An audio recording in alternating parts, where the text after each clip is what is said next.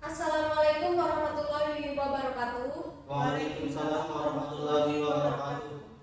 Ya, kami dari kelompok 7 akan berbincang-bincang mengenai talkshow hari ini dengan tema cermat dalam bermedia sosial. Dengan saya sendiri menjadi pewawancara Nina Agustina Hamayanti 19211050. Saya sebagai narasumber dengan nama Nuri Hidayati dengan NIM 19211069. Saya sebagai narasumber nama Muhammad Rafi NIM 1821110041.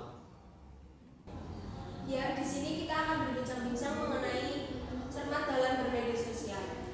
Perkembangan media sosial di Indonesia sudah seperti nasi yang menjadi kebutuhan pokok bagi kita semua. Menurut data yang dipublikasikan We Are Social, perusahaan asal Inggris pada Januari 2020, terungkap bahwa 1.754 juta penduduk Indonesia telah menggunakan internet dan 160 juta telah menggunakan media sosial dengan total semua 271,1 juta keseluruhan penduduk. Artinya dipresentasikan ada sekitar 59% jumlah penduduk di Indonesia yang aktif menggunakan media sosial, baik dari umur muda maupun tua.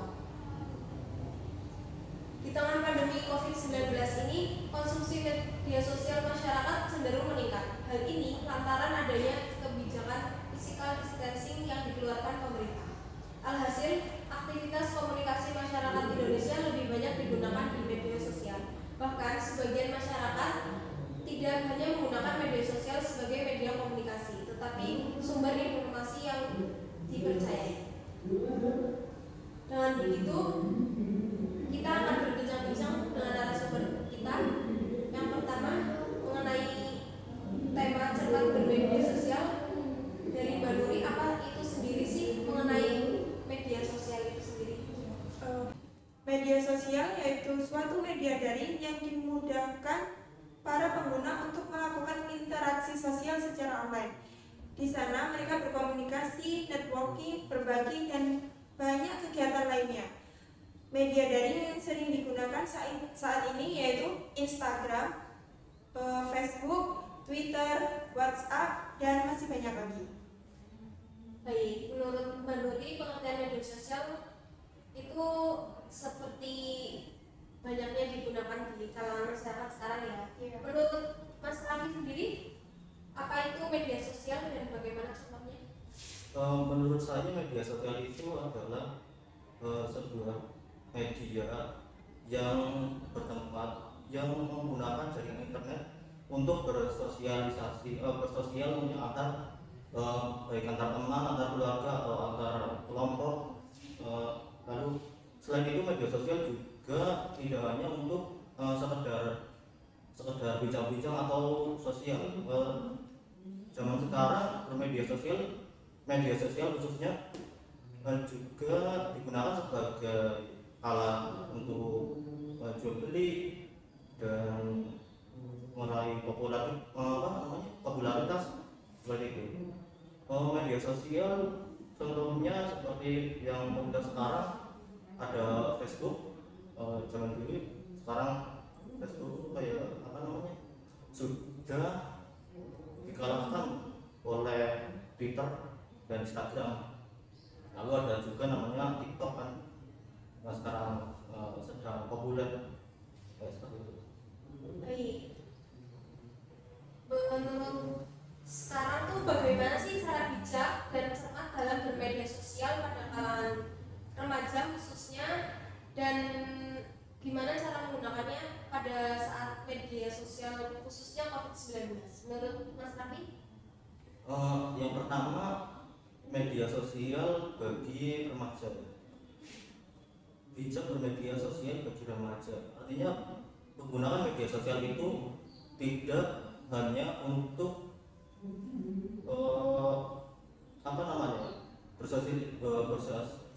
bersosialisasi, tetapi juga digunakan secara bijak untuk sebagai remaja yang juga masa itu sedang sekolah juga menempuh pendidikan baik sekolah maupun universitas, itu juga digunakan sebagai sarana belajar bersama antar teman, antar keluarga. Jadi remaja itu menggunakan sosial dengan bijak, apalagi di zaman COVID sekarang semakin banyaknya berita hoax juga. Itu media sosial sebagai peran remaja itu sebagai agen untuk mencegah berita hoax itu. Ya, menurut Mbak Nuri, bagaimana cara bijak dan cermat dalam bermedia sosial? Menurut saya cara bijak untuk bermedia sosial itu bagi remaja diantaranya jangan menyebar berita hoax. Kemudian kalau di Instagram atau di Facebook itu terdapat kolom komentar itu jangan menyebarkan informasi yang tidak seharusnya disebarkan. Dalam kata lain, kita beretika dalam bermedia sosial, jadi menggunakan kata-kata yang sopan, baik, dan tidak mencela orang lain. Kemudian untuk remaja sendiri, sekarang dari masa pandemi ini banyak anak-anak, bahkan semua pelajar menggunakan media sosial untuk kuliah daring, bisa melewati YouTube, Zoom, atau Google Classroom. Baik, jadi pertanyaan selanjutnya, etika yang harus dihindari dalam bermedia sosial itu seperti apa ya? Etika yang harus dihindari dalam bermedia sosial itu ada banyak ya jenisnya. Salah satunya itu tidak menonton video yang bersifat porno atau tidak seharusnya ditonton. Kemudian kita menjaga dalam bermedia sosial itu menggunakan kata-kata yang sopan dan baik, tidak menggunakan kata-kata yang kasar atau tidak disarankan gitu. Kemudian jangan mengcopy gambar yang memiliki hak cipta. Jadi kita nggak boleh memposting yang bukan hak kita gitu. Gitu aja sih. Ya. Saya ulangi, menurut Mas Nafi, bagaimana sih etika yang harus dihindari dalam bermedia sosial? Etika yang harus dihindari dalam media sosial zaman sekarang itu yang paling kayak sedang tren malah itu berkomentar negatif, saran dan lain-lain. Itu harus dihindari karena bisa menimbulkan tidak hanya perkelahian antar anak sosial itu, tapi juga bisa perpecahan suku, bahkan negara juga bisa. Selanjutnya, sebaiknya medsos atau media sosial sekarang itu digunakan atau difungsikan untuk apa saja ya? Bagi kalangan pelajar, remaja khususnya, bagaimana menurut Mas Nafi sendiri?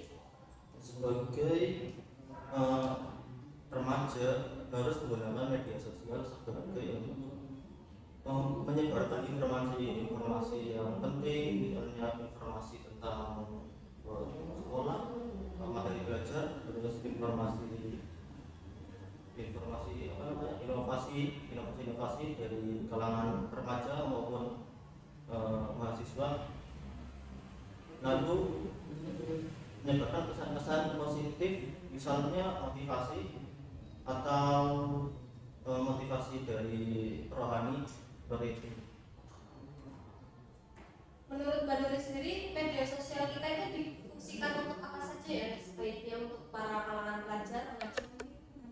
Untuk di kalangan remaja sendiri biasanya untuk dari segi hiburan kita bisa membuka YouTube untuk media hiburan kita, bisa di situ terdapat misalnya musik atau yang gemar musik atau yang gemar menonton film itu bisa.